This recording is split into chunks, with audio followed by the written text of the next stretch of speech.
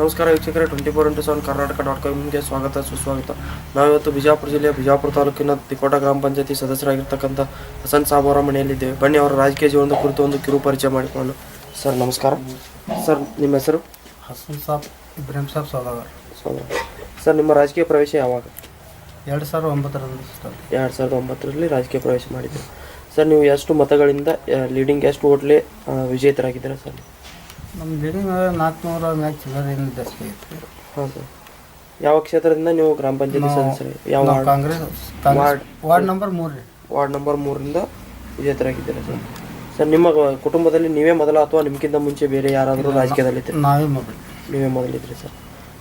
Okay sir. ನೀವು ಯಾವ ಒಂದು ಪಕ್ಷದ ಫಾಲೋವರ್ ಆಗಿ ಗುರುತಿಸಿಕೊಂಡಿದ್ದೀರಾ ಸರ್? ನಾವು ಕಾಂಗ್ರೆಸ್ ಪಕ್ಷ. ಕಾಂಗ್ರೆಸ್ ಪಕ್ಷದ ಯಾವ ಒಂದು ತತ್ವ ಸಿದ್ಧಾಂತ ಇಷ್ಟವಾಗಿ ನೀವು ಕಾಂಗ್ರೆಸ್ ಪಕ್ಷದ ಫಾಲೋವರ್ ಆಗಿ ಅಂದರೆ ಬೆಂಬಲ ನೀಡ್ತಾ ಇದ್ದೀರಾ ಸರ್? ಎಲ್ಲ ಸಮಾಜದಲ್ಲಿ ಎಲ್ಲ ಜಾತಿ ಒಳಗೆ ಯಾವುದೇ ಭೇದ ಭಾವ ಇಲ್ಲ, ಏನಿಲ್ಲ. ನಮ್ಗೆ ಒಂದು ಎಲ್ಲ ಜನರಿಗೆ ಒಳ್ಳೇದು ಮಾಡ್ತಾರೆ. ಅದರಿಂದ ಅದ್ರ ಬೆಂಬಲ ಕೊಟ್ಟಿದ್ವಿ. Okay sir. ನಿಮ್ಮ ರಾಜಕೀಯದಲ್ಲಿ ಗುರುಗಳು ಅಥವಾ ಗಾಡ್ ಫಾದರ್ ಅಂತ ಯಾರಾದರೂ ಇದ್ದಾರೆ ನಿಮಗೆ, ಅಂದರೆ ಬೆಂಬಲವಾಗಿ ಬೆನ್ನೆಲುಬಾಗಿ ನಿಮಗೆ ರಾಜಕೀಯಕ್ಕೆ ಕರೆತಂದು ನಿಲ್ಲಿಸ್ತಕ್ಕಂಥ ಯಾರಿಲ್ರಿ? ಜನಗಳಿಂದ ನೀವು ಪಬ್ಲಿಕ್ ಇದರಿಂದ ಆಗಿದೆ. ಈ ಸಂದರ್ಭದಲ್ಲಿ ನಮ್ಮ ವಾಹಿನಿ ಮುಖಾಂತರ ನಿಮ್ಮನ್ನು ಇದಕ್ಕೆ ತಂದಂಥ ರಾಜಕೀಯಕ್ಕೆ ಕರೆತಂದಂಥ ನಿಮ್ಮ ಬೆನ್ನೆಲುಬಾಗಿ ನಿಂತಿರ್ತಕ್ಕಂಥ ಜನರಿಗೆ ಏನು ಹೇಳಲು ಇಷ್ಟಪಡ್ತೀರಾ ಸರ್? ಯಾವ ರೀತಿ ಕೃತಜ್ಞತೆ ಹೇಳ್ತೀರಾ ಅವರಿಗೆ?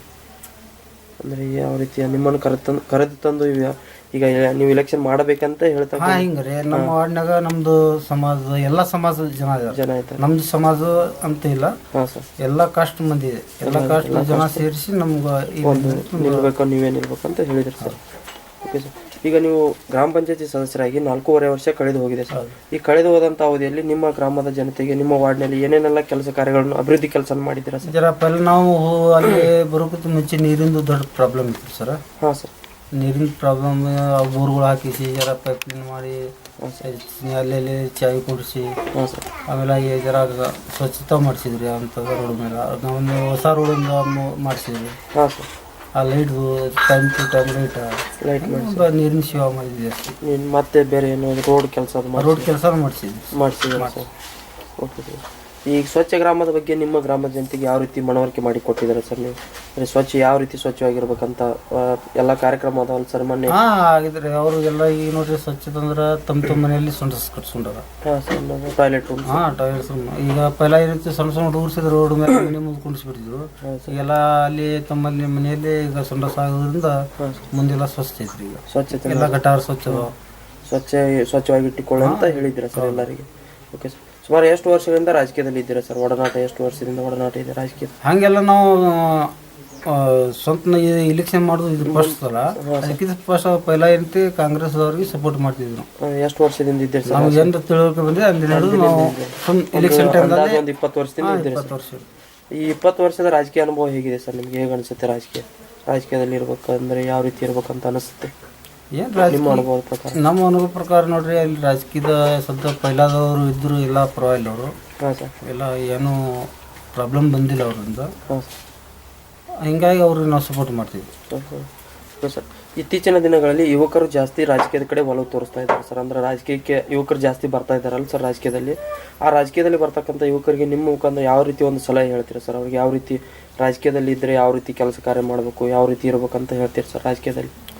ನಾವು ಈಗ ಬರೋರಿಗೆ ಹೇಳ್ತೀರಿ, ಮುಂದಿನವ್ರದ್ದು ವಿಚಾರ ಮಾಡಿರ್ತೀವಿ ನಾವು. ಬಡ ಜನರು ಅವ್ರ ತಿಳುವಳಿಕೆ ಇರೋದಿಲ್ಲ, ಅವ್ರು ತಿಳಿಸಿ ಏನು ಪ್ರಾಬ್ಲಮ್ ಇದ್ರು ಮುಂದೆ ಮಾಡಿಸಿ ಅವ್ರಿಗೆ ಸಪೋರ್ಟ್ ಮಾಡಬೇಕು. ಅವ್ರಿಗೆ ನಮ್ಮ ವೈಯಕ್ತಿಗೆ ನಾವು ಭಾಳ ವಿಚಾರ ಮನೆ ತನಕ ಬಂದಿರ್ತಾರಂದ್ರೆ ಅವ್ರಿಗೆ ಸ್ಪಂದಿಸಿ ನಾವು ಸಪೋರ್ಟ್ ಮಾಡಿ ನಮ್ಮ ವೈಯಕ್ತಿಗೆ ಭಾಳ ವಿಚಾರ ಮಾಡಬೇಕು.